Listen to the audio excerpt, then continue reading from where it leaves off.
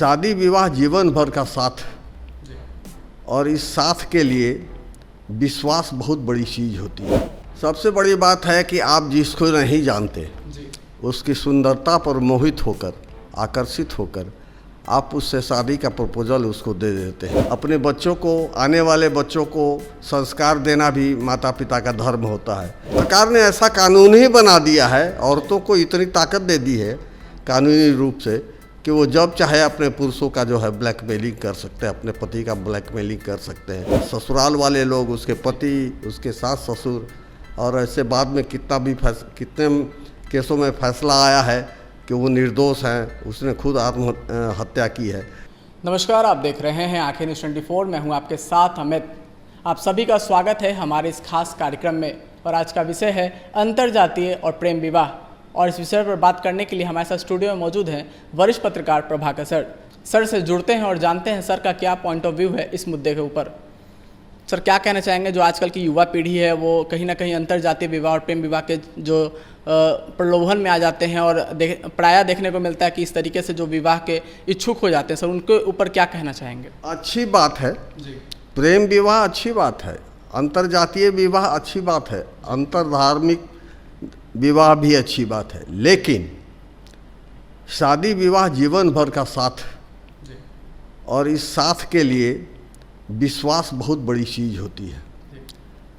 पहले हमारे परिजन, हमारे माता पिता, हमारे अभिभावक शादी विवाह ठीक करते थे तो लड़की और लड़के के परिवार के बारे में पूरी जानकारी हासिल कर लेते थे। कहाँ तक सामाजिक है, कहाँ तक राजनीतिक है, आर्थिक रूप से संबल है कि नहीं है, और संस्कारी है कि नहीं। संस्कार बड़ा अहम रोल प्ले करता है जीवन में। अपने बच्चों को, आने वाले बच्चों को संस्कार देना भी माता पिता का धर्म होता है। ऐसे में सामाजिक रूप से माता पिता के द्वारा चयनित बेटे और बेटियों, वर वधुओं की जो माने कोशिश होती है, उस कोशिश में लगाम लगाना अच्छी बात नहीं है। लेकिन प्रेम विवाह जरूरी नहीं है कि प्रेम विवाह असफल ही हो, सफल भी होते हैं, लेकिन ज़्यादातर प्रेम विवाह, अंतरजातीय विवाह सफल नहीं हो पाते। सर, मेरा अगला सवाल यही था कि प्रायः देखने को मिलता है कि लोग प्रलोभन में आके शादी तो कर लेते हैं, लेकिन देखने को मिलता है कि कहीं ना कहीं वो सक्सेसफुल नहीं हो पाती शादियाँ। सबसे बड़ी बात है कि आप जिसको नहीं जानते उसकी सुंदरता पर मोहित होकर, आकर्षित होकर आप उससे शादी का प्रपोजल उसको दे देते हैं। वो भी तैयार हो जाती है। उसे मालूम है कि आपके पास कितना धन है, आप किसके बेटे हैं, आपके पास संपत्ति है नहीं है, वो पूरी जानकारी हासिल कर आपके पीछे लगती है। और ऐसी शादियाँ ज़्यादातर असफल ही होती है। अक्सर आपको सुनने में आता होगा कि बहुएं भाग गईं, दूसरे पुरुष के साथ भाग गई। तो ये ऐसा कब होता है?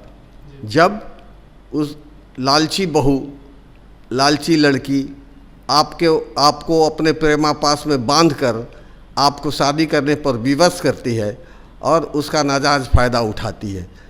और ऐसा कई बार देखने को मिला है कि लड़कियां शादी के बाद अपने पति पर अंकुश लगाने के लिए गाहे बगाहे थाने जाने की बात करने लगती हैं कि घरेलू हिंसा, प्रताड़ना इसका शिकार हैं, हम आपके खिलाफ़ केस कर देंगे। कभी कभी ब्लैकमेलिंग का भी धंधा चलता है, इतना रुपया हमारे माँ बाप को दे दो, नहीं दोगे तो हम तुमको फंसा देंगे। तो ये सब चीज़ें जो है जो देखने को मिलती हैं अंतरजातीय। इस तरीके से करते हैं, गलत केस में फंसाने की बात करते हैं, मारपीट करते हैं घर पे। तो सरकार ने ऐसा कानून ही बना दिया है, औरतों को इतनी ताकत दे दी है कानूनी रूप से कि वो जब चाहे अपने पुरुषों का जो है ब्लैकमेलिंग कर सकते हैं, अपने पति का ब्लैकमेलिंग कर सकते हैं। कई मामले ऐसे सामने आए हैं जिसमें खुद उसने आत्महत्या कर ली है अपने पति को फंसाने के लिए। आत्महत्या करने की कोशिश में खुद मर भी गई है, लेकिन फंस तो गए उसके ससुराल वाले लोग, उसके पति, उसके सास ससुर, और ऐसे बाद में कितने केसों में फैसला आया है कि वो निर्दोष हैं, उसने खुद आत्महत्या की है। तो ऐसे केस को देखना चाहिए। समाज में बढ़ती हुई इस तरह की लालची प्रवृत्ति की लड़कियां जो हैं अक्सर अपने मोह जाल में, माया जाल में फंसा लेती हैं लड़कों को और विवश करती हैं शादी करने के लिए। तो ऐसी स्थिति में शादी जो है असफल तो होना ही होना है। सर, युवाओं को क्या संदेश देना चाहेंगे जो इस तरीके की शादी को करना चाहते हैं आगे चल के? शादी करने के पहले उसके पूरे परिवार के बारे में जानकारी हासिल कर लीजिए। उसके माता पिता, उसके परिजन क्या करते हैं, नहीं करते हैं, उनकी सामाजिक स्थिति क्या है, आर्थिक स्थिति क्या है, कहीं लालच में आकर आपको फंसाने की कोशिश में तो नहीं लगी हैं लड़कियां। ऐसी स्थिति को देखते हुए बहुत ही सोच समझ के कदम उठाना चाहिए और अपने माता पिता की सलाह लेनी चाहिए। बड़े उम्र के लड़के जो होते हैं वो अपने माता पिता को गार्जियन से ज़्यादा अपने दोस्त के रूप में देखते हैं, तो अपने माता पिता से सलाह लेनी चाहिए, राय लेनी चाहिए, ऐसी राय लेनी चाहिए जिससे उसका भविष्य नहीं बिगड़ सके। तो दोस्तों, आपने देखा कि प्रभाकर सर थे, बहुत ही खुलकर बेबाकी से इस मुद्दे के ऊपर अपनी राय दी है। तो फिलहाल आज के कार्यक्रम में बस इतना ही। मुझे दीजिए इजाज़त। नमस्कार। अगर आपने अभी तक हमारे चैनल को सब्सक्राइब नहीं किया है तो हमारे चैनल को जल्द से जल्द सब्सक्राइब करें, लाइक करें, शेयर करें और कमेंट करें। क्या आप पत्रकारिता के क्षेत्र में अपना कैरियर बनाना चाहते हैं? तो आज ही Royal Ashoka Institute of Mass Communication and Journalism में अपनी जगह सुनिश्चित करें।